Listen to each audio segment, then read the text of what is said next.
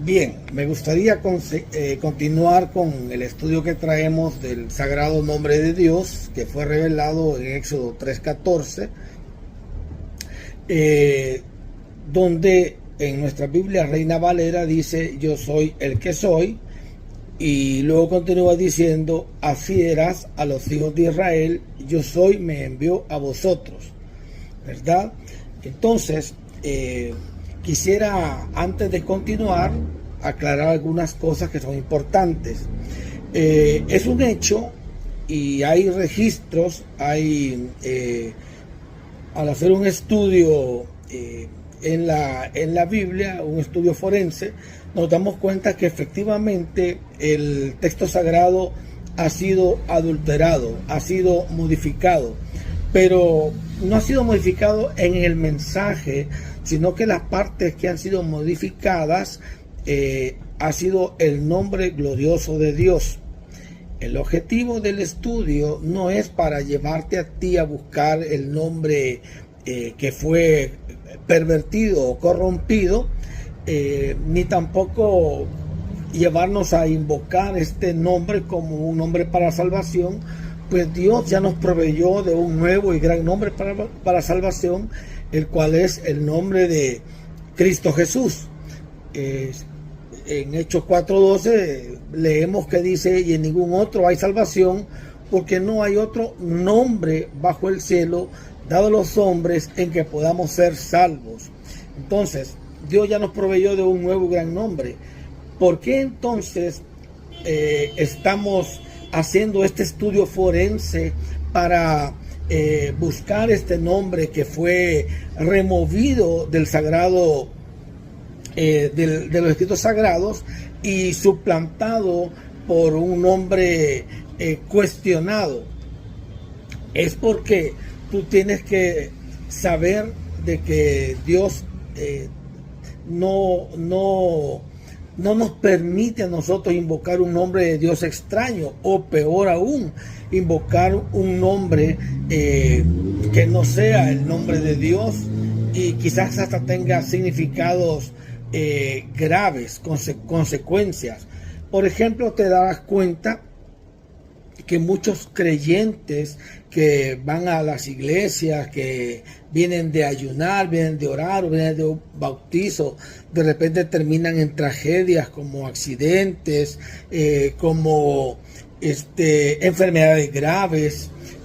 Por ejemplo, oía de una persona que decía que venía de Estados Unidos, un pastor evangélico con su familia, y en la frontera de Estados Unidos con México lo pararon unos zampones, lo asaltaron, violaron a su mujer y a su hija. Y entonces yo le preguntaba: pero pastor, eso no debería pasarle a cristianos, porque ¿qué caso tiene creer en Dios si Dios no nos va a librar de algo? Por ejemplo, Pablo dice que el que se acerca a Dios crea que le hay y que es galardonador de los que le buscan. No me parece un galardón el hecho de que este pastor venga con su mujer y su hija, y en la frontera no solo los roban, sino que violan a su mujer, a su hija, y con él mirando. Me parece una cosa cruel. Eso no debe pasarle a creyentes. No sé si recuerdan, en El Salvador hubo hace unos 10 años, me parece, o más, donde venía un bus cargado con 32 creyentes, y estos creyentes venían de un retiro espiritual. Muchos de ellos habían ayunado, y entonces estaba haciendo mal tiempo en El Salvador, y el bus fue arrastrado por un río donde van a desembocar todas las aguas negras de San Salvador, aguas con heces fecales. Y entonces, de las 32 personas, medio recuerdo, solo uno se salvó, seguramente para dar la noticia, pero 31 personas murieron ahogadas con una cosa tan abominable como son las heces fecales. Y entonces la pregunta es: ¿por qué Dios no actuó y libró a esta gente? ¿No será acaso una especie de juicio el hecho de que por estar invocando algún nombre errado esto vaya a ocurrir? En En Sofonías 1:5 dice que Dios destruirá a los que se postran en los terrados, invocando a Jehová y a Milcom. Entonces, el caso es de... Alguien podría decirme, sí, pero si eso fuera el caso, le pasaría a todos los creyentes, no solamente a los 31 del bus. Bueno, déjame decirte que hay una historia bíblica donde Jesús dice a sus discípulos, ¿o acaso pensáis que los 18 muchachos sobre quienes cayó la torre de Siloé eran más justos que todos los jerolimitanos, o sea, los habitantes de Jerusalén que viven actualmente? Antes digo, si no se arrepienten, todos perecerán igualmente. Es decir, el hecho de que tú seas un adorador de Jehová, el hecho de que tú vayas a la iglesia e invoques el nombre de Jehová y le cantes a Cristo también y no te haya pasado nada, no quiere decir que no lo estás haciendo mal, porque estos 31 personas que murieron ahogados en ese bus no eran más malos que todos los que están en las congregaciones cantando a Jehová actualmente. Y como diría Cristo, antes digo, si no se arrepienten, todos perecerán igualmente. Entonces, el objetivo es que tú llegues al conocimiento de por qué este nombre no debería de invocarse.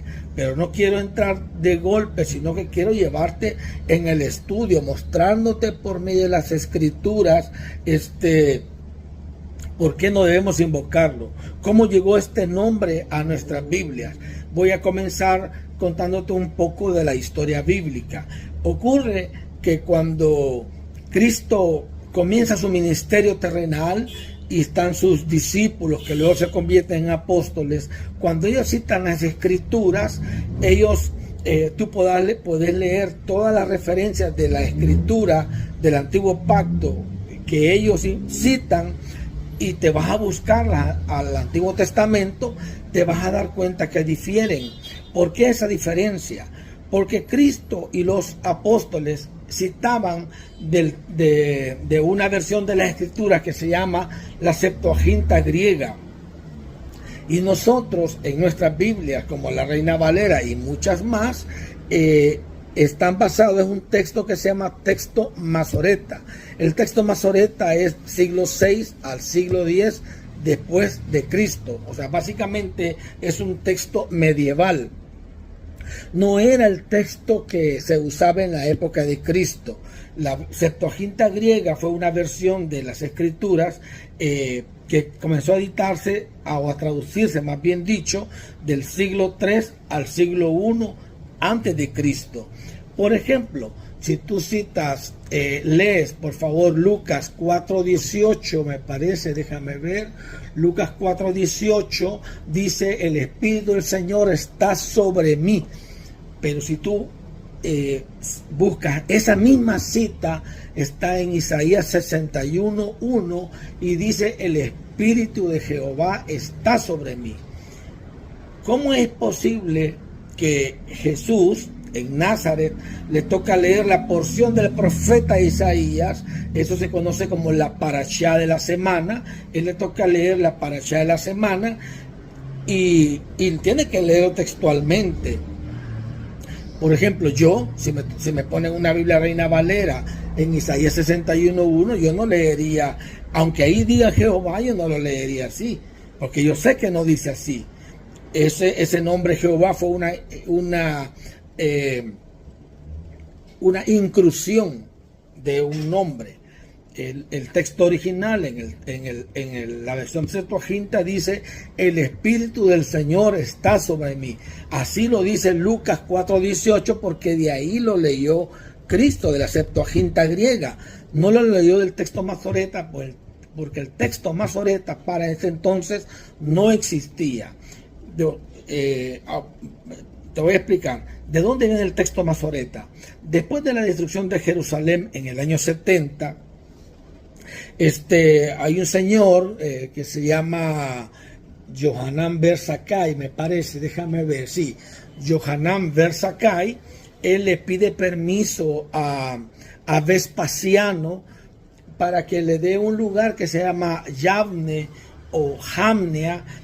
Pide que le dé este Yavne y que le dé unos eruditos, y se van para allá. Y estando allá en Jamnia, ellos reinterpretan las escrituras, y las escrituras entran de una forma y salen de otra manera.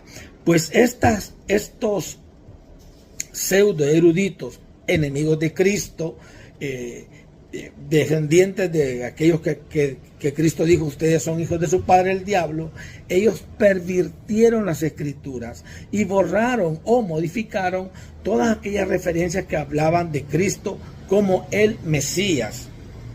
Entonces, cuando nuestras Biblias fueron traducidas del latín, porque eso había un trabajo que se llamaba el Textus Receptus, entonces fueron traducidas a los idiomas vernáculos de Europa, entre los cuales está el castellano. Ya nuestras Biblias ya venían modificadas.